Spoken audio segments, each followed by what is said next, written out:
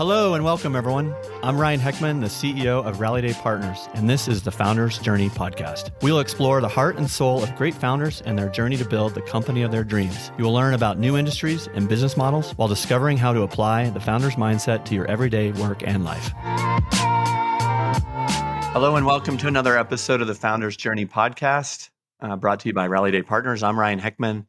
And today I'm joined by Samantha Citro Alexander. Samantha has been building a business called Bitewell, which is broadly speaking in the healthy living category. She's going to be able to give us a much more informed version of that. But the backstory here is that every once in a while I get invited to these dinners. And in this case, it was from Endeavor Global, which is a worldwide organization trying to create communities to help founders scale their companies. And it started actually, I think it started in South America and only recently got to the United States. But it's a very powerful organization, and they have a local chapter led by, among other leaders, Dan Caruso, who was the founder of Zayo. And Dan wanted to host a dinner broadly on the topic of longevity. And so I was invited to this dinner. I think I was invited because I was a former Olympian, but I was doing that when I was like 16 or 17 years old. So I'm still not quite sure why I was at the dinner, but it was fascinating. And it was full of big hitters, I would say. And Samantha stole the show, not because she was like bombastic or charismatic, but the depth of her wisdom and just the way that she talked about better, healthy living. And so I thought we could all benefit from what I would say is her crazy journey to being the CEO and co-founder of Bitewell. And I would start with the fact that I got home from that dinner and I was like, who the hell was that lady? And so I got on LinkedIn and come to find out, like, correct me if I'm wrong, Samantha. So drama major at a school in New York. Then she went to go work for Ray Dalio at Bridgewater Associates, which is a crazy thing to think you went from being a drama major to Bridgewater of all places. And then she went to Estee Lauder, worked, I think, extensively on the Smashbox portfolio, which Estee Lauder bought in like sometime in the late 2000s, and did some work there. And then, of course, went on to start and become the leader of Bitewell. So here we have Samantha, full of wisdom from drama degree to cosmetics and now healthy living. Samantha, welcome to Rallyday. And I don't know where the heck this is going to take us, but we're going to have fun. We're going to have a great time. And yes, my path was not linear. I am a fairly lateral person in my thinking style, and I think that has come through in the way that I've built my life. So we can talk about any or all of it. Well, why don't we do, half of this maybe on your personal journey, which will naturally segue into Bitewell. And, it might be kind of cool to give some advice to those of us who don't have great food habits during some of this. I'm not sure how much good it's going to do, at least for me, but it'll be fun to talk about both your personal journey as well as the one you're doing on the professional side and the cause that you've taken upon yourself to solve or to serve. So excited to do that. Well, why don't we start?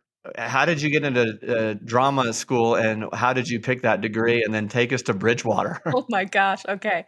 So I grew up in New Jersey, in central New Jersey, in a town that very funnily ended up having tons of famous people coming from it. Bruce Springsteen came from the town next door. Anyway, there's a storied list. And so we had a great theater program. My mom sang. My house was very musical. I have been singing and playing instruments and acting since I was old enough to walk and talk. And from a very young age, I felt highly convicted that that's what I was going to do with my life. I love talking to people. I love being on stages. I love the very special type of connection that you get from the response of a live audience. Love all of that. And I was fairly good. I acted and sang kind of all through my childhood, all through high school. I did some regional touring work. And then it came time to choose colleges. And my parents were very supportive in me going and getting a BFA in acting and pursuing this career. But the one caveat was that I had to choose a school that was also of good academic merit in case I changed my mind. And at that point, you're 17 years old. I'm never going to change my mind. Of course, this is what I want to do for the rest of my life. But I obliged. And that is how I found myself at NYU. I was in the Tisch school. I studied acting and also web design and Italian language. Why? I don't know. These were the things that interested me at 18, 19 years old. And coming out of school, I had the opportunity to join a national tour, which is every actor's dream job. You're booked and busy for 12 to 15 months, which is a long time. Was it a musical? It was. It was a musical. What was it called? It was Bye Bye Birdie. Oh, wow. Yeah. That's kind of a big deal. Yeah, not a small deal. And I was staring at this opportunity to be on the road for 12 to 15 months, doing the same performance every day, living out of a bus. And I said, I don't want to do it. And I followed that feeling. And I said, if I don't want to do this, which should be dream job of dream jobs for actor, then I probably don't really want to be an actor. Okay, back up. So Yeah. you got stage fright, literally. Literal stage fright. After growing up in a household that, by all intents and purposes, culturally was aligned with you becoming an actor. Yeah. Then you invested those years. I don't know that I would call it stage fright. I think it was more, I looked at the life in front of me, which was, this is not the best that you can do, but pretty high up there in terms of probable outcomes for a professional actor. If I don't want to do this, if this life doesn't bring me joy and fulfillment, then this is probably not the right career for me. And I was looking at this life of constantly being on the road, constantly being in flux, no permanence, never really knowing where your next gig is going to come from. And at that time in my life, I didn't want it. And I'm assuming you had to go through a tryout process and the whole thing, right? Yeah. Okay. So you got the phone call or email or something saying, okay, Samantha, you're in. And by the way, I mean, by stage fright, I'm clearly playing with words here, but you might call it an awakening. Yeah. And who helped you get through, like, I just got everything that I wanted and I don't want it? Like, how did that conversation go down and who did you do that with? With my then boyfriend, now husband, Max. And Max was very supportive. I think both selfishly, because he didn't want me to be on the road. He's like, I totally think you should not do that. You should not do that. If you don't want to do it, you don't do it. No, sure. Partially selfishly, but I think also, he was such a rock as I then went through the 20-year-old existential crisis of, if this is what I thought I was going to do for all of these years leading up to 20, and now I have no idea what my future is going to look like, how in the world do I figure that out? So really Max. And then I called my parents and I'm like, Mom, Dad, I'm not doing the show and I don't want to be an actor anymore. And I have no idea what I'm going to do or how I'm going to pay my rent. Can you help? Bye, Birdie. Yep. Literally. And my dad says, well, you should probably start by getting a job. Good for your dad. And I did. And that's actually how I ended up in career in the beauty industry. So. But I thought the beauty industry was after Bridgewater. No? It was before and after. Oh, okay. Got it. So Bridgewater was sandwiched in the middle. Got it. So I started knocking on doors of bars to try to get a bartending job to pay for my New York rent. And a bar down the street that my friends and I used to go to all the time, the man who owned the bar, his name was Steven, lovely guy. So I walk in, I say, Steven, I really need a job. I'll do anything. Tell me what you need. And he said, I don't need to hire you right now. I don't have a job, but I know these women who are starting a skincare company and they're looking for help. Do you want to work with them? I said, sure. Does it pay money? Yes. I'll happily work with them doing whatever they need. And that is how I ended up.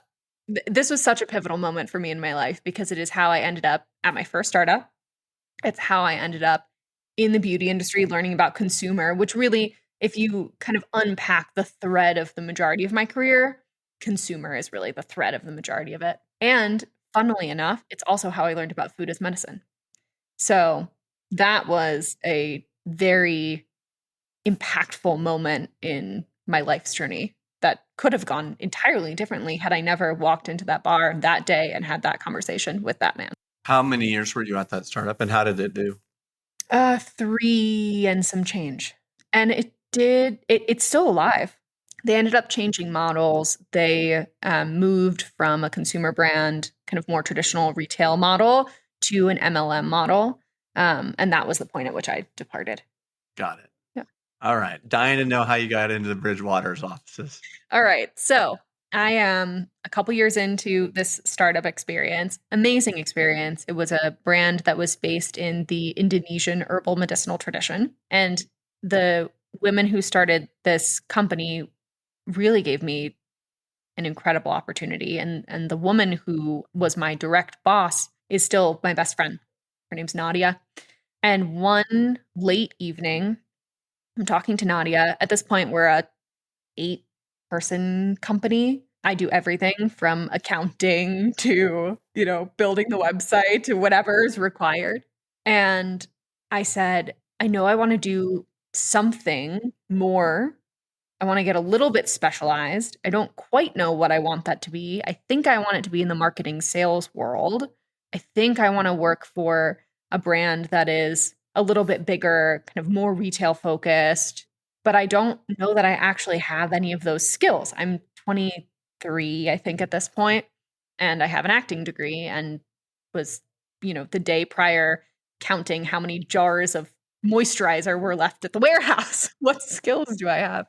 And so she says, I think you can go find a job, but if you feel that you want to crystallize your skill set, why don't you think about going to get an MBA? And so I think on that for a while. I'm considering going and applying for different programs. And during this moment in time, a recruiter reaches out to me on LinkedIn and says, hey, there's a hedge fund in Connecticut that's hiring for a management associate position. Would you be interested? And I almost just ignored it. But my husband works in finance. He works at a hedge fund. And so I came home and I said, have you ever heard of this company? It's called Bridgewater. I've never heard of it. Is this real? It's like, what? Max was like, I might go apply. It was so good.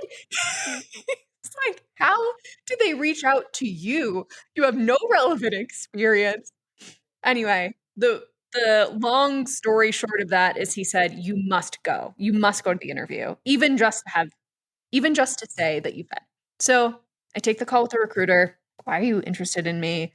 They say, we are really interested in people with unusual backgrounds. They end up actually hiring a lot of NYU Tisch alum. And I must have passed the recruiter interview and passed the Myers-Briggs thing that they make you take. And so they had me come in for an in-person super day.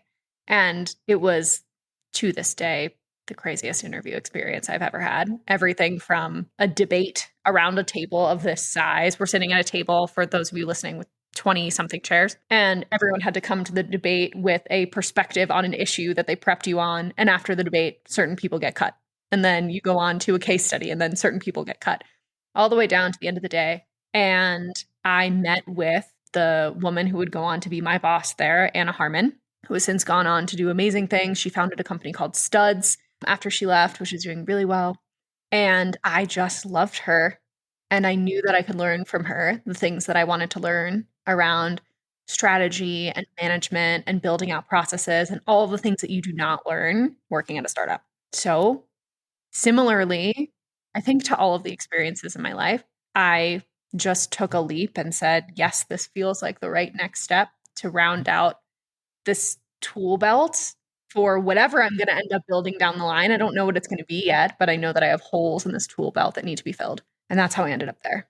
Wow. I mean, coincidentally, we were meeting with the former head of talent for Bridgewater, a guy named Jeff Hunter. I don't know if that name rings a bell. He was there for 3.5 years, and he has since built a platform called Talentism, which is focused on giving a more, I'd say, thoughtful 360 review to CEOs and their executive teams. And it gets into both CEO improvement or development as well as organizational improvement. So fascinating guy. But to hear him talk about Bridgewater was similarly as punchy as what you just said, like the Willy Wonka thing where you go there and, you spend the day and some of you end up working there and some of you end up who knows where. Yep. But what a cool experience. And you were there for just over a year or a year and a half or something? Yeah, about that, about a year and a half. And then back to cosmetics. And then back to beauty. Okay. And that was at obviously a large platform, Estee Lauder. Yeah. So back to beauty, and short version of my Bridgewater experience is that I actually loved the culture. I was sitting within research analytics, so really close to the core of the business, incredibly smart people, the smartest people I think I've ever worked with, all in one room. But I just didn't like the work. I felt too far away from anything real and tangible. And so I wanted to go back into consumer in some way. So I ended up for a short time working at a family office that invested in beauty brands, running one of their small brands. And then from there, I went on to Lauder. And I did a few things at Lauder. I ran global brand strategy for Clinique. I served as Jane Lauder's chief of staff, which was a wonderful experience. And then they moved me out from New York to Los Angeles to work on Smashbox. I mean, that's an incredible little side story right there, that you went that far that quick at such a large company. Yeah. What do you think they saw in you that threw you into those deep waters so quickly in positions that I'm sure were, I mean, to call them highly sought after would be an understatement. If you're in the cosmetic world, that would have been like, It's Mecca. Anne Hathaway and Devil Wears Prada kind of territory. It's probably a few things. I think I've reflected on this later on in my career. I've never sat in a role that ever existed before I entered it. And so I have always been a person who creates things. And to find someone in a large, super large corporate environment who is that comfortable with ambiguity is really challenging. And there are tons of smart people in those environments who just require a level of process that doesn't exist for a role that's never existed. And so I think it was that. It was some combination of they saw my ability to create, they saw my comfort with ambiguity, and I'm also kind of fairly fearless in that I don't care who you are. If you're the CEO or if you're a marketing coordinator, I'm going to speak to you in the same way. I'm going to tell you what I think. I'm going to expect you to push back on me and tell me where I'm wrong. I'm going to do the same to you. And that's also really hard to find, especially in a younger person who is working with a very credentialed leader. So some combination of that. Yeah, and a certain amount of courage too to stand up and say you want to do these things, right? Yeah, certainly. Well, that's pretty cool. And so you were at Estee Lauder for 3 years or longer? Yeah, a bit over that. Okay. And it was also a wonderful experience. And I probably, if COVID hadn't happened, I probably would have stayed longer. What had happened is I was working on Smashbox, and it was a really critical moment in the brand's life where we were reinventing ourselves. And the color cosmetics industry in particular over COVID just crashed and burned because who's, putting on a full face of makeup to get on Zoom? Very few people. And so while skincare soared, color cosmetics was just taking a beating. And it was hard work. I was putting in the longest days of my career, turning around a brand. And my husband, who is excellent at making observations like this, said, "You've always talked about starting your own thing. You will work this hard, but at least you'll do it for you. This feels like the right moment to take that leap if you have an idea that you have conviction around." And I had a couple of conversations. I knew that I wanted to build something that had a positive societal impact and build something that was very needed for consumer health and well-being, but I didn't know what that thing should be. And after a couple of conversations, I got connected with Chris, who's my co-founder, and Chris had started exploring this world of food as medicine. The original idea for Bitewell was actually a healthy restaurant delivery app. Very different from what I know, totally over here, but similar, similar idea of how do we help people find healthful food or food that meets their health needs. And we went down that path for a moment. There's probably a funny pitch deck from early 2020 floating around in the world of Bitewell food delivery. But he had started exploring, and we got connected through a mutual friend, and we spent 4 hours on the phone talking about how big this problem is and how many different ways there were to solve it. And I came off of that phone call and said to Max, I think this is the thing I want to build.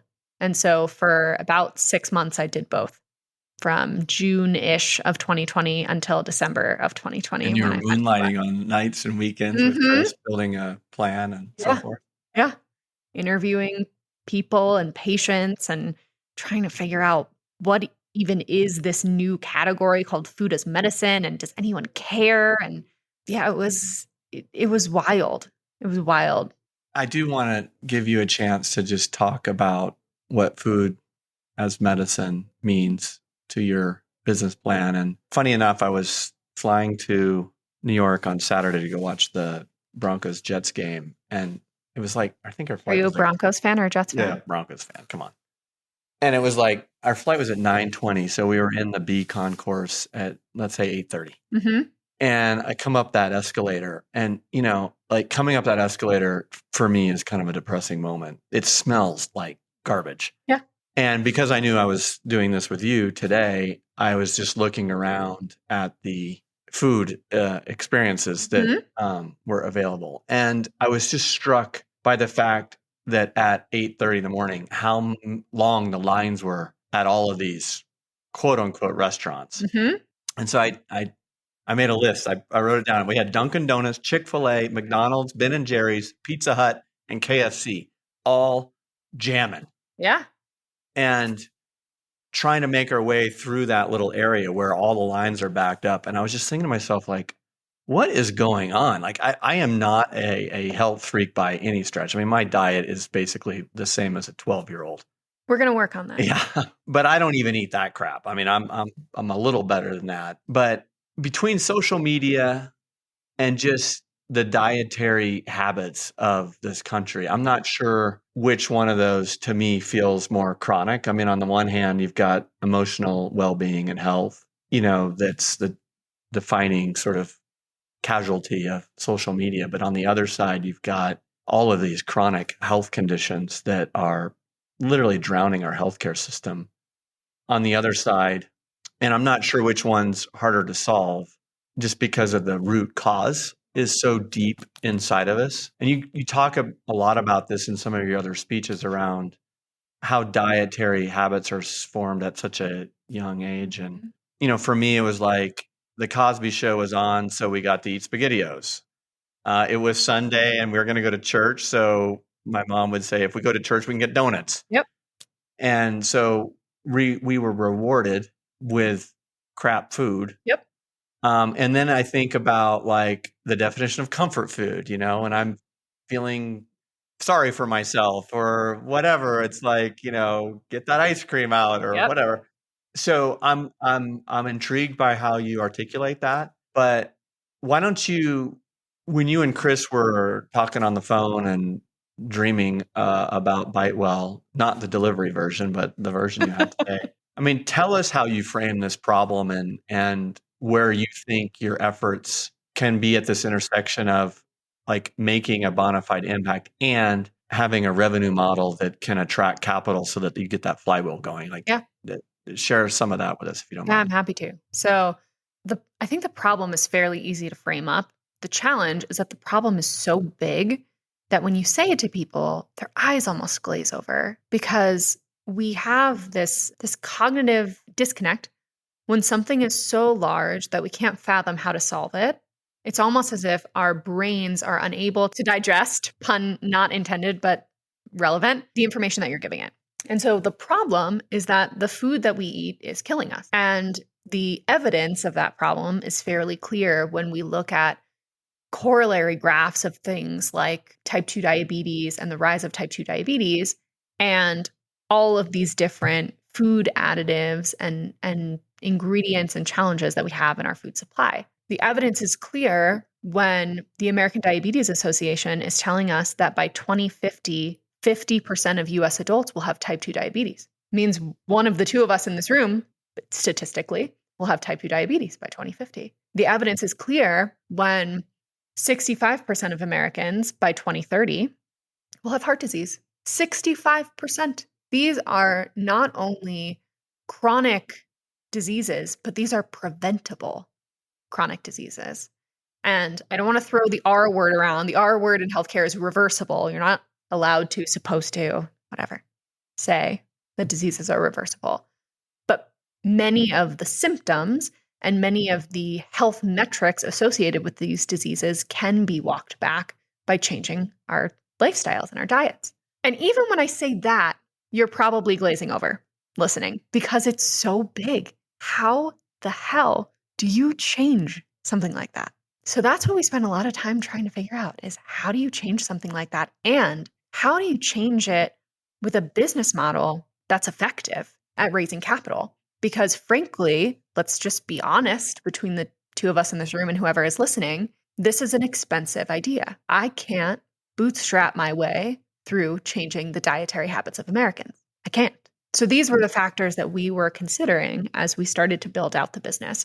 And truly, the business has had multiple iterations of life as we've figured out what it needs to be to hit the intersection of those factors. We have explored multiple go-to-markets. We have tried, different product offering types, and we've landed in a place that I think is really effective because it strikes that balance of the right product that has the ability to truly change the world in the way that we eat and a business model that can attract the level of capital that we need to do that. And so the category of product that we've created, we call nutrition technology or nutrition analytics. And we really are, at the end of the day, a data company. We take in, clean, and add attribution to food data. And then we use all of that clean food data paired with your health data to score food from 0 to 100.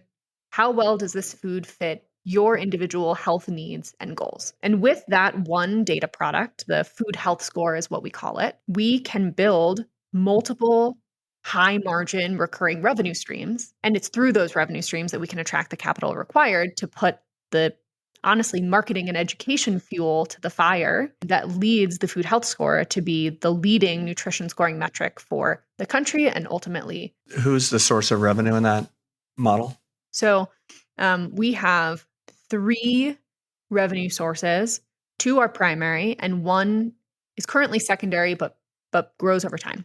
So revenue source 1 is subscription revenue, which is, I think, relatively simple to understand.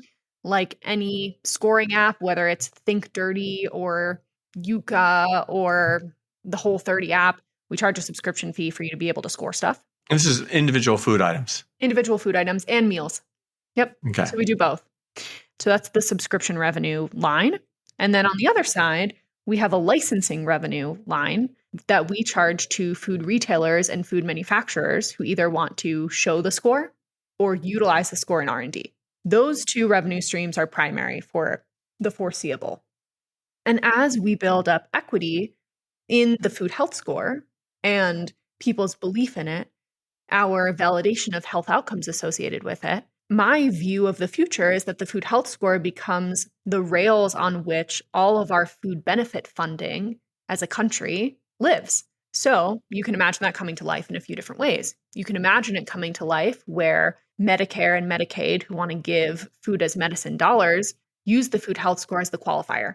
You can use this $150 a month on anything above a food health score of 65 or whatever the right bench is. You can imagine too that you could use the same methodology on something like SNAP or WIC, which I know is just, I'm throwing myself into a pit to be eaten alive by even saying that. But I think there are ways where you can incentivize the unlocking of extra dollars around foods that are above a certain score. And on all of that funding, where the food health score is the rails on which it's guarded or protected, we would earn a fee. Got it. And how long have you guys been in business so far? So we started in mid-2020, about 4 years. 4 years in. And have you ever attacked, and that's probably not the right word, but the food pyramid, the way school lunch programs are funded, agricultural subsidies? I'm told, and I'm not an expert by any stretch, but I'm told that has a lot to do with the food that is consumed by at least children in primary school. Mm-hmm. and then indirectly the food that our country produces and then has to get marketed somehow. I'm principally talking about fructose and corn Yep. here, but there's other parts of that food pyramid that I think are not necessarily like line up with the data that you have. Yes. How does that all work? So the food pyramid that you and I had in school is thankfully gone. It's been replaced with something called My Plate. Have you seen it? No. It's better. Is it perfect? No, but it's significantly better than the food pyramid that at least I used to see, which had refined grains on the bottom in kind of the largest piece of the pyramid, when we know that refined grains are among the worst things that we can eat in that quantity. So it's gotten better. And I think steps have been made to make school lunches better, but they're still terrible because, my opinion, the guardrails that we've put in place allow too much wiggle room for both bad actors and not necessarily bad actors, but companies that are trying to achieve some amount of profit off of food that they have to deliver for, I don't know what it is, $1.50 a meal, some ridiculously low amount for children. And so the rules that were put into place focus on things like nutrient content, which in concept seems right. But in practice, what can be done to get around the nutrient content rules, and what happens often, is you make a meal of slop, right? Mashed potatoes and I don't know what, French fries and a calzone. And then you add nutrient powders, almost like supplements, Oh, interesting. yep, to that food to make sure that it meets the benchmarks and thresholds. So there's that issue. That's one issue, is how do we actually define healthy food? And that is, to me, where the food health score comes in. And that is something that we will address over time. The other challenge, and this one I don't understand yet, is some of the rules are doing good things. Like, our typical chip manufacturers, like a Frito-Lay's, makes a healthier version of many of their chip products to be able to sell them in schools. My question is, why aren't those versions the one that ultimately end up on our grocery store shelves? Or at least can they end up there alongside the less healthful version so that people can experience that incremental betterness at home in the same way that they do in school? And I'm not sure. I don't know if it's a taste thing. I don't know if I have no idea why. So I don't know that I answered your question. I kind of just went off on a what's happening in schools tangent. But there's a lot of complexity. And I think the complexity boils down to what incentive is being provided for the people who are making our food, and what requirements are put into place to balance those incentives. And I think it's possible to strike that balance. We just haven't yet. Yeah, and it would appear to me we've made some progress on this stuff. We have. Tell me, is GLP-1, that class of drugs, is that like the best, worst thing that's happened to this movement? Because to me, I see it as like a vanity play where you can still eat maybe smaller amounts of crap food, and it manages your emotional need maybe for crap food, and it just doses you down, and so that you get smaller, quote unquote. And then I think there are studies, it's too soon to tell, but Yep. maybe diabetes comes down as a result, et cetera, et cetera. But it really, I mean, I guess my question to you cynically is like, is that just like covering up the problem and making it harder for you to get traction? Good question. All right, I'm going to break this apart a little bit. So the first thing that we need to break apart is the usage of GLP-1 drugs for health and the usage of GLP-1 drugs for vanity weight loss. When used for health, either in the management of type 2 diabetes or in extreme weight loss cases where a person has to lose a certain amount of weight to be able to even begin to have a healthy lifestyle, I think that's totally appropriate. It seems to be the right use of the drug. It seems to be an effective drug for that. And even in those cases, the management around the drug is still not right. Because if you're still eating Doritos for every meal, you're just eating fewer Doritos for every meal. Yes, you will lose weight, but you'll also be malnutrient, essentially, which will cause other health concerns over time. So for the what I'm going to call proper use case, but do whatever you want with that word, I think we still need some management. The other use case, the vanity weight loss use case, I think is a bit dangerous, particularly when we don't have the right management around the drug, even for the healthy use case. And so if someone is taking a GLP-1 to lose 20 pounds, they are eating a lot less and they probably already weren't eating that much to begin with, because you tend to see undernourishment, particularly in women who are trying to lose weight, which is actually, quite counter-effective. And they're eating less of not great food. And so they really begin to have malnutrition issues, which then affect things like PCOS and hormonal cycle and all of these other downstream health effects that you don't see, in quotes, when you look at someone. You don't see those problems, but they're so there. So I think in some ways it has been an accelerant actually for the food as medicine movement, because the payers of those drugs know that they can't afford to keep people on the drugs forever, that some amount of lifestyle change is required to have them safely on the drugs. And so they're rapidly trying to figure out, how can we create wrapper programs around GLP-1s where we require people to have lifestyle change while they're on the drug and then taper them off the drugs. They're not on it forever. In some ways, I actually think the second part of the acceleration will come later. It'll come 5-10 years later, when we realize what has happened to the health of people who were on GLP-1s for vanity, who didn't appropriately eat and live around those drugs. And we're going to see a lot of issues related to malnutrition. And sure, food as medicine can help to come to the rescue there, but I hope that it doesn't have to get to that. Yeah. I mean, obviously it's so early innings with this drug, but I guess you're just trading one problem for another. And the question is, which one's worse? It is inspiring to see people, though, have access to a more physical lifestyle when they are able to lose weight. I always think like the challenge of, and the chicken or egg, of like, how do you start to work out if it's so damn hard? Yep. And if it hurts. Yeah. I mean, joint wise, joints, yep. Keep going. Mm-hmm. And never mind like stepping into a club, a health club, a traditional health club. If you're already sort of insecure about the way you look, that access becomes an issue. So, I mean, the glass full part of this is like, these drugs have an opportunity to give people a shot at shedding some of those systemic resistors to the lifestyle that are going to help them long term. So, like, it'll be interesting to play out. I was just curious how you all viewed that. Have you attracted outside capital yet, Samantha? We have. Yes.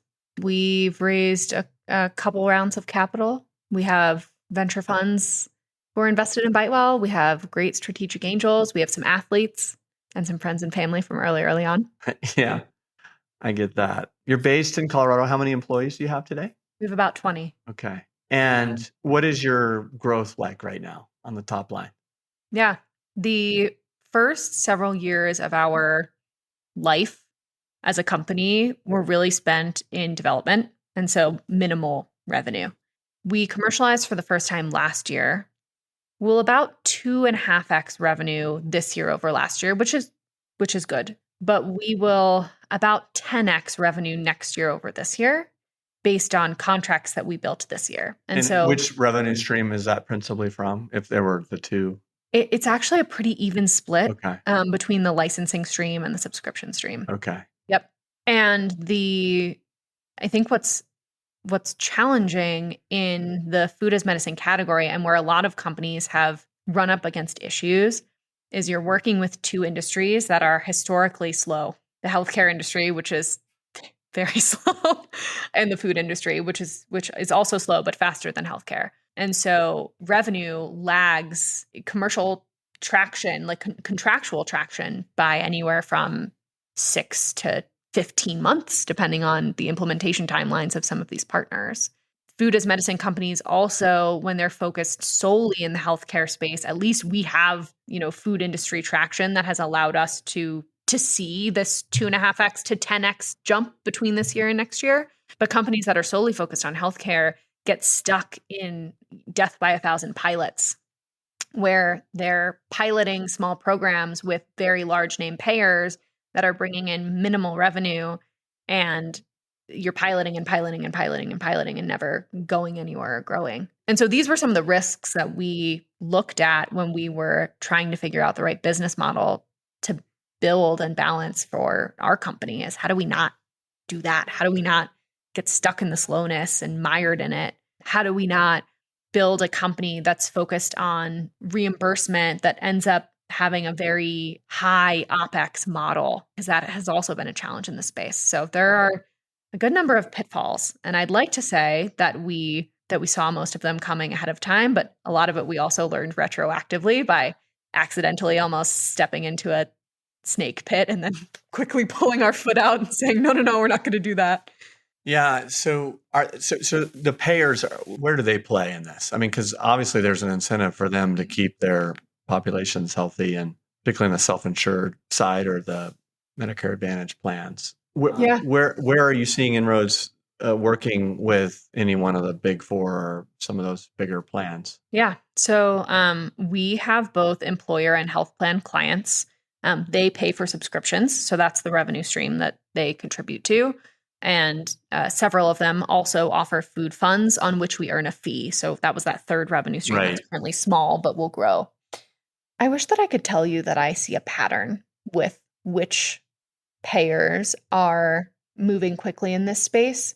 But every time I think that I do, I realize that I don't. And it seems that the payer side of the world hasn't quite decided what they want out of food as medicine yet. I think it's the problem is so big. How is this one solution going to tackle that problem issue? And so there's a belief issue. And also everyone is trying to solve their own their own piece of the challenge through food as medicine. And so you have people who are thinking about it as part of social determinants of health. You have people who are thinking about it as part of expanded compensation, giving people food benefits. You have people who are thinking about it for chronic disease management. You have people who are thinking about it for disease prevention. And I think that is what makes this category so challenging, is the buyer tends to put on the category what they need because the category is so broad.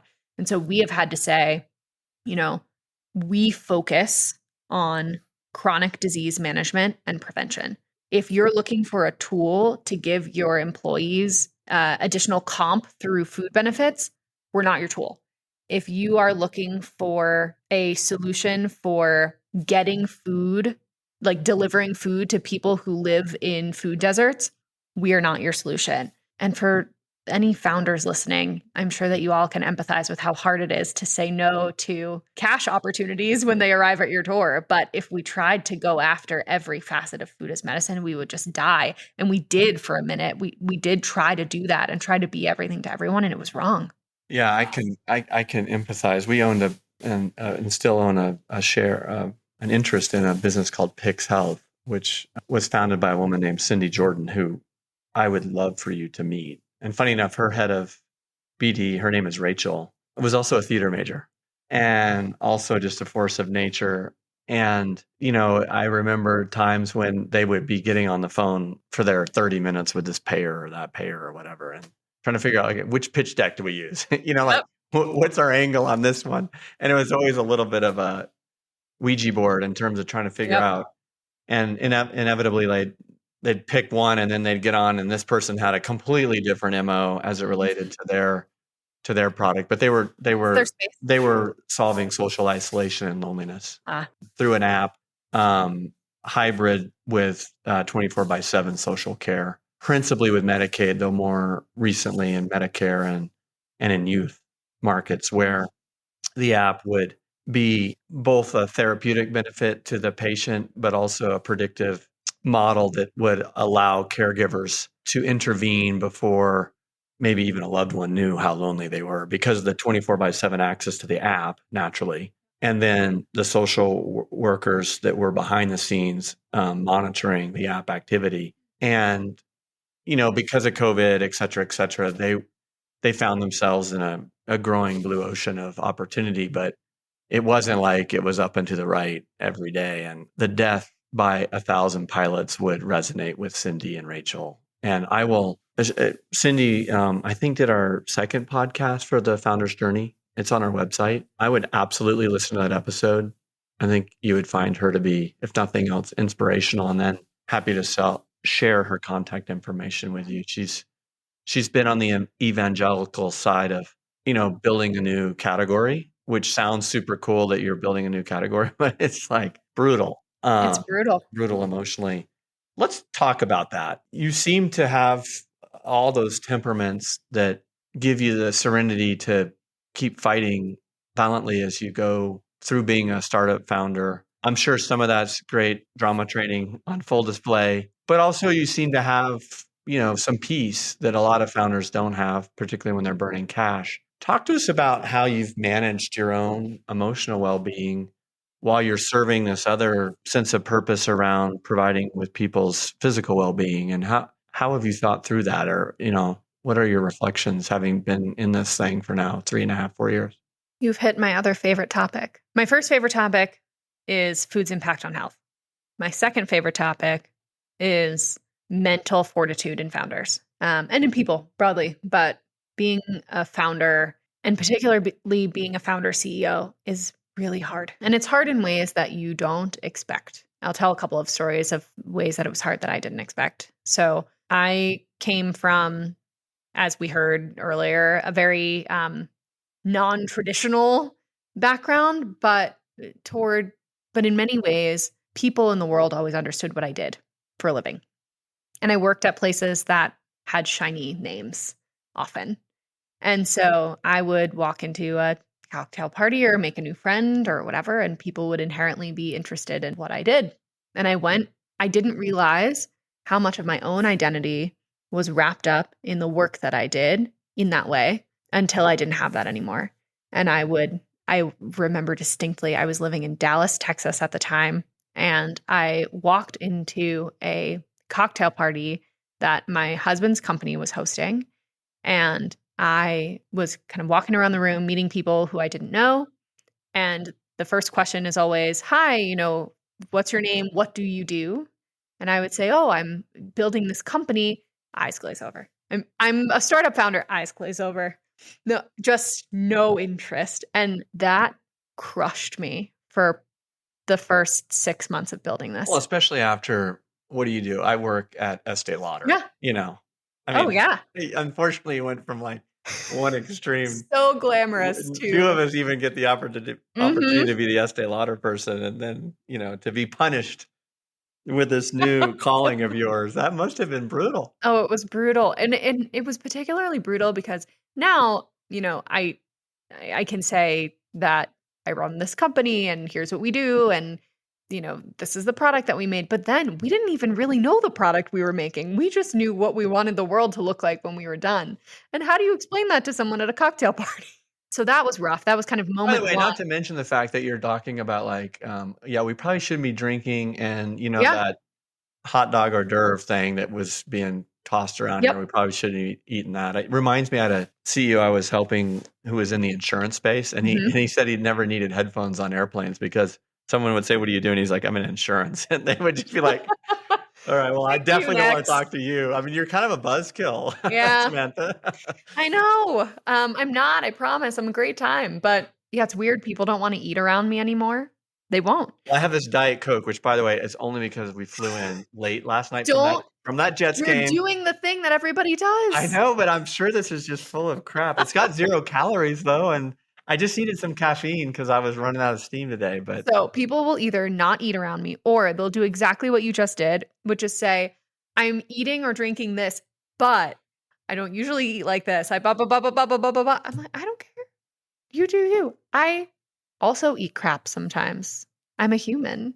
I think the change in the world is less about being perfect and not ever eating a croissant or drinking a Diet Coke. It's more about understanding what the impact of that croissant or Diet Coke is on you so that you can make an informed decision and be like, you know what? I understand and I'm going to do it anyway because tomorrow I'm going to make a different choice. I But get it's it. not about being perfect. All right. So identity Okay, so there was was one that. of the big ones. And Yep. then what's the other one that you're like, wow, this has been tough? The other is cash volatility. There have been, and I've taken bank account screenshots of all 3 times. There have been 3 times in our company's life where our bank account balance dropped below 0. We were overdrawn. And I did not expect that to happen ever. And in talking to founders, no one talks about it. Like this is, very taboo to discuss. But in talking to founders, everyone has those. Everyone's like, "Oh yeah, remember that one time? Oh, Remember that one time where the credit card bill was $100,000 and we had $5,000 in the bank account? Oh, remember that?" And there are very few people who you can talk to about that. You also don't want to talk about it broadly. You don't want that information getting out definitely into the shouldn't do that world. on a podcast. Shouldn't do it on a podcast. Definitely not. Well, you're in good company. My version of that, I started a business and ran it for about 5 or 6 years. And my little story was I was playing hockey with my kids. It was December 23rd, and my CFO, Kathy, bless her heart, texted me, "We got to talk." And when your CFO sends you, "We got to talk" That's text, not good. it's kind of like a girlfriend's "We got to talk" text, and you're not sure you want to have that phone call. And I was at a place where I couldn't necessarily speak immediately. So then she started just peppering me with phone calls, and I just voicemail. I think on the 3rd time, I was finally like, okay, I better pick this up. But we had payroll due that day for wages that were going to be paid right after Christmas. So I think it was on 26th, but we had to get it out there the 23rd because 24th, banks were not going to be working. And she said, yeah, we're not going to be able to make payroll. And we had like 260 employees at this point. Oh my God. And I was like, what do you mean we're not going to make payroll? She's like, yeah, like we don't have enough money to make payroll. And I go, well, how much money do you need? And she says $400,000. And this is 23rd of December. Oh my God. And, my first reaction was like, you're the CFO, Kathy. How the hell did you get me in this pickle? To which she would say, well, Ryan, I told you like 3 or 4 times when we did that last deal that you didn't have enough money, so I didn't even go there because that's the other rule of thumb is you don't want to. No, you don't do You that. don't want to get snippy with the person that's just trying to solve your problem. But I tell that story actually quite a bit because I think you're touching on, for me, what the hardest part of being a founder was, which was, I felt like my day job was super, actually inspiring in many ways. I could get up early and go attack problems, and I love being around my team, and nothing really seemed like ominous. The boogeyman or the demons would come out at night at like 2 a.m. when I would worry about our cash balance. And it kind of ate me alive, to be honest with you, because the more I worried about cash and cash flow at night, the more fatigued I was the next day. Yeah. And the shorter I was with my communication, and I And you're wondered. making fear-based decisions. Exactly. Like all those things. Nobody leads very well with fear. No. I think that's kind of a thing. And so I swore at that time that I would never be an owner and an operator. That if I was going to, run another company, I didn't want to be the only source of capital, which for me was the case because I was nervous. I was a first-time CEO and I was like, I don't want other people's money because I don't want to lose other people's money. I think that is like really stupid.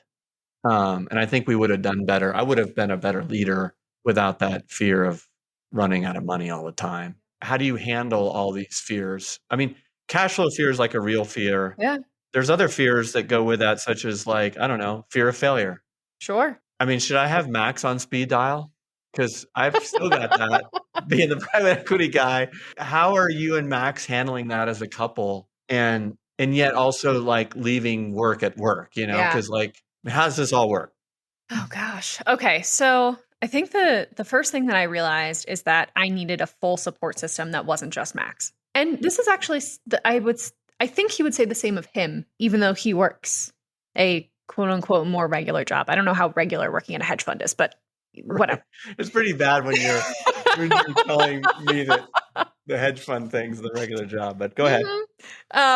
So the first was I needed a support squad. And for me, the support squad includes my therapist. It includes my meditation coach.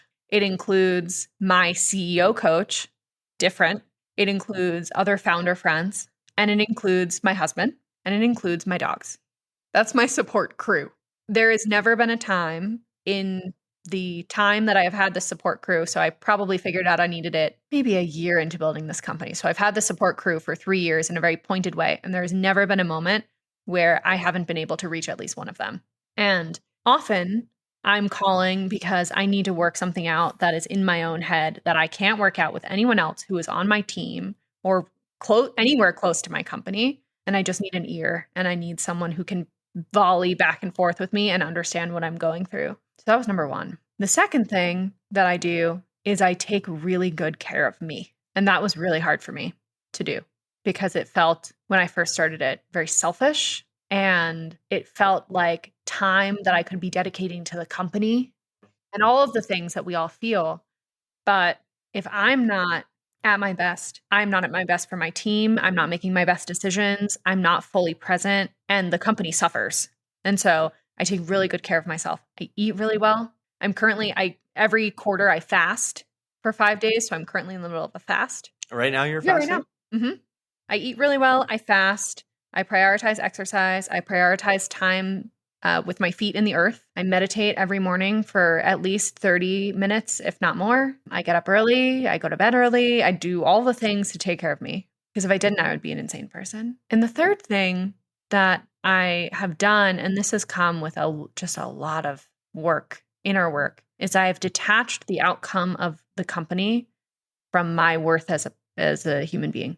So, of course, I want to deliver an incredible outcome and build a great company. And I will, and I am. But even if it all went up in flames and it didn't work, and we didn't achieve this ridiculous goal that we have of changing the way that the world eats, I still have worth. And I will probably go on to do many things in this lifetime that aren't this thing.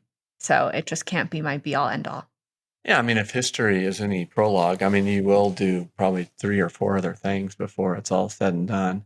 I do think it's sort of, I don't know, if you go to the beginning of this conversation, we're talking about you grew up in theater and you made a comment about the sort of addictive, that wasn't your word, but I can only presume it's a little bit addictive around what it feels like to get an applause from a crowd and that connection that you feel to total strangers because of the art of performing. And to shed that, I guess, need as a founder probably did take a lot of work to unprogram or deprogram that out of your system.